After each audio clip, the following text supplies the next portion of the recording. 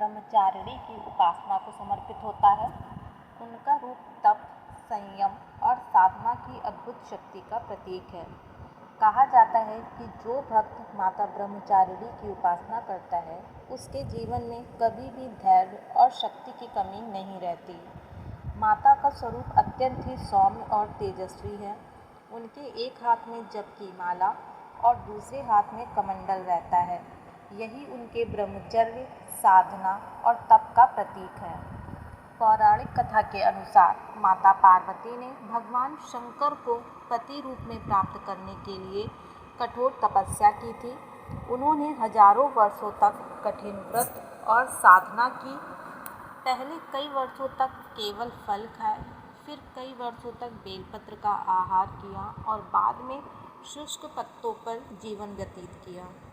अंततः उन्होंने अन्न और जल का त्याग कर दिया और केवल ध्यान, जप और तपस्या में लीन हो गईं। उनकी इस कठोर साधना से तीनों लोक कांप उठे।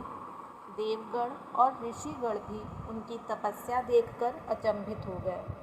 उनकी इसी महान तपस्या के कारण वे ब्रह्मचारिणी कहलाईं। माता के इस रूप की आराधना नवरात्रि के दूसरे दिन विशेष रूप से की जाती है। तो सफ़ेद वस्त्र धारण करके शुद्ध मन से माता का पूजन करते हैं। उन्हें चंदन, अक्षत, फूल, दीप, धूप और विशेषकर सफ़ेद फूल अर्पित किए जाते हैं। पूजा के समय माता का ध्यान करते हुए यह मंत्र जपा जाता है, ओम देवी ब्रह्मचारिण्याय नमः। इस मंत्र के जप से भक्त को साधना और संयम की शक्ति प्राप्त होती है। कहा जाता है कि माता ब्रह्मचारिणी की उपासना करने से साधक को कठिन से कठिन परिस्थिति में भी धैर्य और साहस मिलता है। जीवन में सकारात्मकता आती है, साधना में सफलता मिलती है और अंततः मोक्ष की प्राप्ति होती है। पुराणों में वर्णन आता है कि जब माता ने कठोर तपस्या की थी तो उनके तप के तेज से तीनों लोक जलने लगे थे।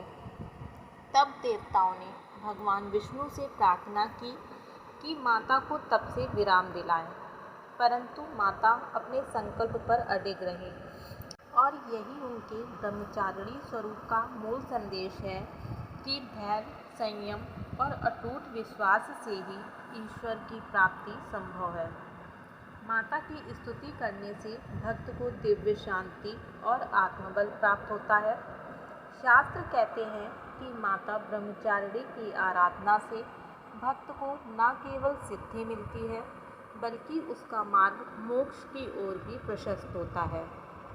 उनके स्मरण मात्र से ही साधक के जीवन से नकारात्मकता दूर हो जाती है और आत्मा में ऊर्जा और स्थिरता का संचार होता है। इस प्रकार नवरात्रि का दूसरा दिन हमें यह सिखाता है कि जीवन में चाहे कितनी भी कठिनाइयाँ क्यों ना हो, यदि हम धैर्य, तप और संयम से कार्य करें तो विजय निश्चित ही होती है।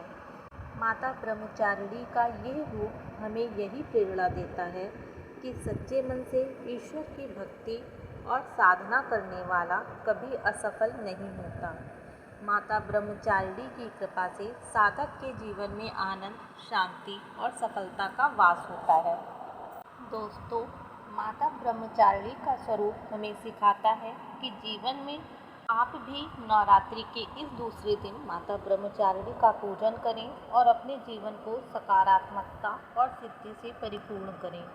जय माता दी।